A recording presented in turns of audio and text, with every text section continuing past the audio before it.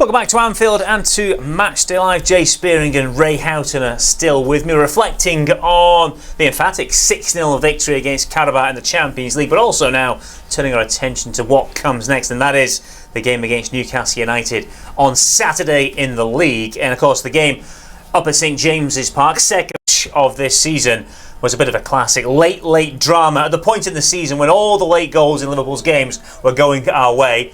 Things have changed a little since then, but it was an amazing end to proceedings, and it was a game in which it was Rio Ngumoha who was the headline maker in the end, Jay. Yeah, he was. It was a moment that probably as an academy we won't forget, with the all work that we did for the last 18 months about him getting in the final third and getting in that back post. So it's an unbelievable finish, an unbelievable moment for him to score his first goal. But I remember the game, Liverpool were in full control. We scored a fantastic goal from Ryan. That's something I'd love to see him add more to his game. Shooting from a distance, he's got that power and that shot on him. Anthony Gordon with the rash tackle, it was a terrible tackle. You never like to see people get sent off, but it was incredibly late, right down the back of Virgil's calf. But yeah, Liverpool, for me, in the end, with everything that the way the game went, they should have been out of sight. We allowed Newcastle to come back in, but then Rio stepped up and got us the winner. Yeah, it was an amazing end to proceedings, as I mentioned, sort of half in jest, but all from a serious point of view. It was at the point when late drama went in our favour. That script has been rewritten as the campaign has gone on. But these games with Newcastle historically have had drama, but there's also been a bit of niggle in the meetings between the two teams in recent seasons. It's never boring, is it? There's always something to talk about in the matches between the two sides, and this was an incredible game because Liverpool 2-0 up, look in total control, playing against 10 men. You're thinking they're going to see it out quite comfortably. All credit to Newcastle.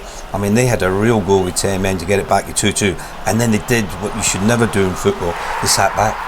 As if, all right, we're happy, we've just got the point, we're just going to sit back now. Where they had the initiative, they were on the front foot, Liverpool were struggling, they sat back, and then Rio came up with that fantastic goal to give Liverpool all 3 points. It had everything in the game, everything that you want in the game. The fans really joined in because there was so much happening within the 90 minutes. It had you on the edge of your seat. That's the sort of football you want to see. You want to see excitement, you want to see end-to-end stuff, both teams going at it. 100 mile an hour, end-to-end football. It's great to watch that. I think it'll be similar here on Saturday. I think Newcastle, the fans will demand that they come and have a go. Their form of late has been indifferent. They need to start picking up, if you like, if they're going to make a real chance to get into the top four. And for Liverpool now, it's, you've had your little blip against Bournemouth. Get back to where you were when you had them 13 games unbeaten. This is the first tonight of that hopefully successful run between now and then. Rio took his goal so well to win that game at St James's Park. He had all the headlines, he was on all the back pages, he was the person everyone was talking about, especially given the type of player he was. Has he been a little bit unlucky not to have seen more time since then, or was it always going to be likely, given his age and given the squad, that he'd have to be patient for more minutes? I think his age, the squad, I think he'd always have to bide his time.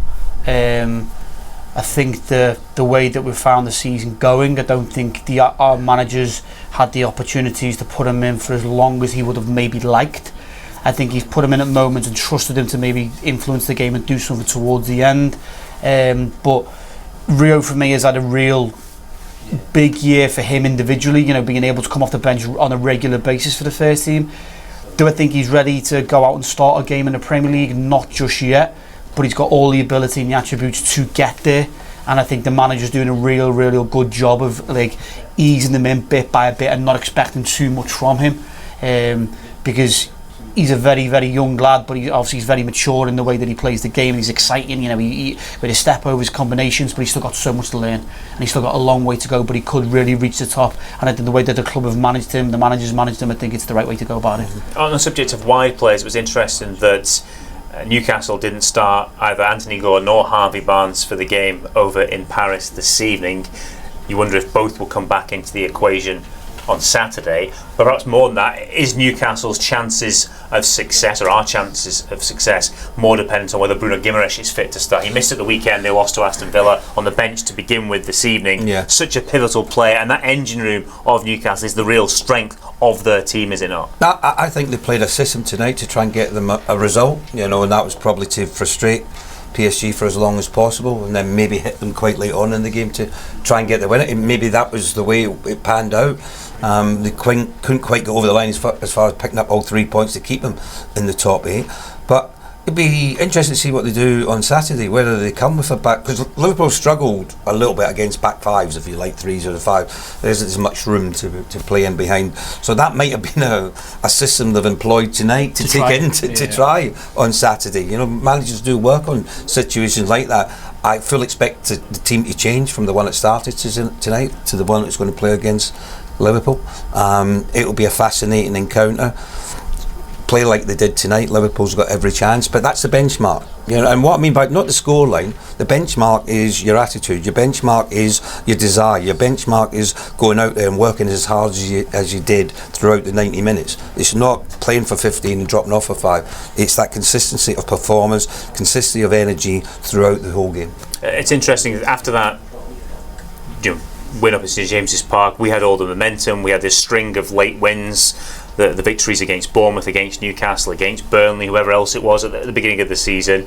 Newcastle had a more tricky start to the campaign in terms of points, but if you look at the league table going into the weekend, just 3 points separate the sides. But again, we said this quite a lot of late, Jay, but it's one of these moments saying, Liverpool win, it changes the picture a little bit. We keep in touch with the teams above us rather than worrying about teams behind us overtaking us. Yeah, again, it's about Liverpool come the weekend. We go out for the win. We're at home at Anfield. We need to make it a fortress. We need the players to go out and do exactly like Ray said, do exactly what they've done tonight, building on the foundation of a clean sheet and then going forward and being creative and trying to score goals. It also just shows of how tough this Premier League is.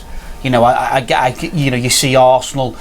They've probably haven't really ran away with it, but the teams all around them and even towards the middle of the table, people are beating everybody. You know, no one's really running away with the league this year and being like night and day above everybody else. Every squad or every team are having their moments in the season. You know, Liverpool, like you just said, we started off in a nice moment. Newcastle didn't. They've turned it around a little bit. We've been on an unbeaten run. Okay, we haven't won as many as we have. We had a difficult result come the weekend, but what another unbelievable opportunity comes Saturday night in front of our own fans. The history in the Liverpool-Newcastle game to go out and put a statement. You know, leading into that Man City game the following week. It's a fantastic occasion when you look at it. Yeah, when you look there, you know, from Man United in 4th down to 10th position, it's only 5 points difference. You know, which is really nothing at this stage of the campaign. We've got 15 league games to go, so there's going to be plenty of twists and turns between now and the end of the season. But what you're looking for, if you're a club like Liverpool, you're now looking to put down a marker, start winning a few games, and then you'll get higher up the league. Yeah, you only need to look at Aston Villa as a perfect example of what can happen. They started the season, couldn't couldn't score a goal initially, and now they're flying high in 3rd. Okay, gents, that's it from us for this evening. Thank you for your company. Next up, it is that game here again at Anfield on Saturday night. Will it be another dramatic instalment in this fantastic Premier League rivalry of Liverpool versus Newcastle United? It's an 8 o'clock kickoff. Matchday Live with us is on air from 6:45. Do join us if you can. It was a case of job done here tonight. 6 of the best for Qarabag. The Reds progress to the last 16 of the Champions League. On as we go. Goodbye.